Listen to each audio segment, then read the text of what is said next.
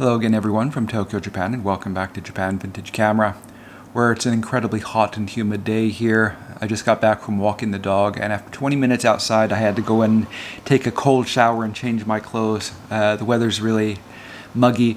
It's been a bad week for the weather. We had a couple of ridiculous downpours during the week. And one of them I happened to be riding my bicycle around Yoyogi Park, and I got drenched from head to tail. I kept riding because that's the only day I had during the week to ride, and I wanted to get in 60 kilometers come hell or high water, and I got the high water part. But another thing that this rain affected was shipping times from here in Japan. A lot of the streets here were flooded, and there were delays in getting trucks to the airport and stuff like that. So for those of you who ordered cameras from my store last week, you may have noticed that tracking isn't available yet. It will be available later today, but the reason this is that the shipping deadline was missed at the airport during the week due to the weather. And so things were pushed back. Everything will arrive. It should arrive. Packages should start arriving by the middle or end of next week. So if that was a concern for those of you who ordered cameras, please don't worry. They are on their way. So let's go ahead and get started with the subject of today's video. And today I'm going to be reviewing a camera which I don't often see here in Japan, and which is quite hard to find in other parts of the world. And that is the Texer camera. And this particular one is the Texer SR. Now, Texer is a Japanese company, is or was. I'm not even sure if they're still in business anymore. But basically, what they did is they were importing film cameras from the Seagull company in Japan and selling them here in the Japanese market. And 3,000 or so of these cameras were brought in. And most of them were medium format cameras, either folding cameras like this or twin lens reflex cameras. And there were even a few 35mm cameras. Now, these cameras were, despite the fact that they are made in China, they are actually quite high quality cameras because they were made more recently when technology, metallurgy, and optical engineering, all these things were quite advanced. So these cameras do have an advantage over earlier vintage medium format cameras, basically because they can just feature newer materials and also more modern robot assisted workmanship. So they are quite high quality cameras. When I got this camera, I didn't have the highest hopes for it, but the more I looked at it, the more I liked it. And this camera definitely offers some advantages over the more common vintage cameras, vintage medium format folding cameras. The first thing which I noticed in this camera was a much improved viewfinder and rangefinder system with bright lines for the frame lines, which is something which is hard to find in the older style cameras, and also a larger eyepiece in the back. And this doesn't really look large in the video here, but compared to most vintage cameras, it's quite large and allows you to see more of what you're looking at. And that makes it easier to frame and compose your image, as well as to focus. So let's go ahead and take a look at the features, controls, and functions of the Texer SR. We'll go ahead and start at the top here. On the left side here we have a shoe for mounting a flash, and this is a hot shoe, which is kind of hard to find in a classic 6x6 folding camera or 6x4.5. This is a dual format camera, and you can easily use a modern strobe flash on this camera, and you can of course use vintage flashes. And there's a PC sync socket here on the side which allows you to use a more classic flash. We have the shutter release button here on this side, which accepts a standard cable release, and we have a film winding lever here. This isn't a shutter charging lever like on some other cameras which feature a combined film winding and shutter charging system. And this camera doesn't feature a mechanical film counter. Since it's a dual format camera, it features a set of windows on the back here, one for each format, for 6x4.5 or 6x6. You do have to be very careful when you are operating this camera to remember which format you're shooting with, so you don't count from the wrong window, because that can mess up the images. If you're shooting specifically in the 6x6 format, I would recommend taping over the 6x45 window or vice versa. If you're shooting in the 6x6 format with a roll of 120 film, you'll get 12 exposures per roll. And if you're shooting in the 6x4.5 format, you will get 16 exposures per roll, which is a little more economical, but you also have to keep in mind that you will get what is called the portrait format in this camera. That is the vertical rectangle format.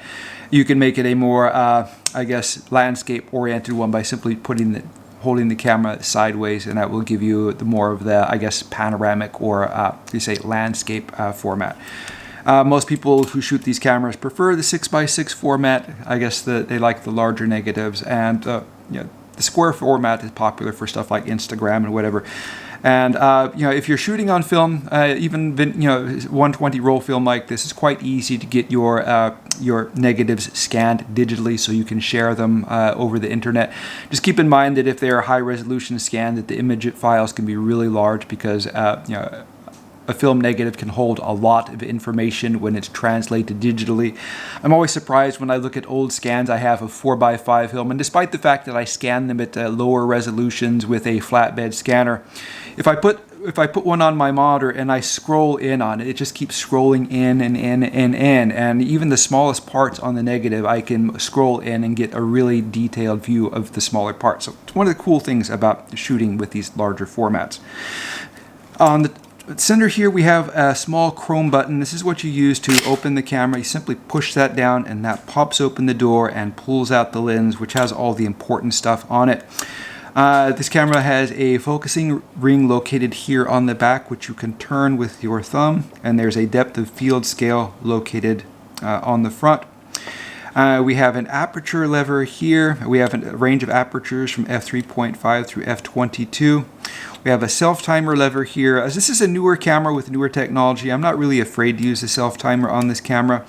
And one of the cool things about this camera is the precision which is used in mechanical parts is quite high, since it's a more modern camera. And I find that this is about as close as I can to, I guess, replicating the feel of a really antique vintage camera, how it would feel when it was new by using one of these cameras. This camera here has seen very little, if any, use, so it's still rather like new and still operates like new.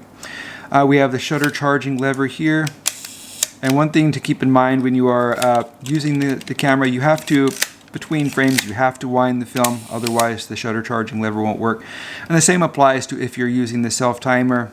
You can charge this and use the self-timer. You'll have to wind before it will unlock. The self-timer will work and then the shutter will fire. Give it a moment. Alright, there she goes. In the front here we have the shutter speed selector ring. So the layout and operation is very similar to pretty much any old vintage 6x6 folding camera.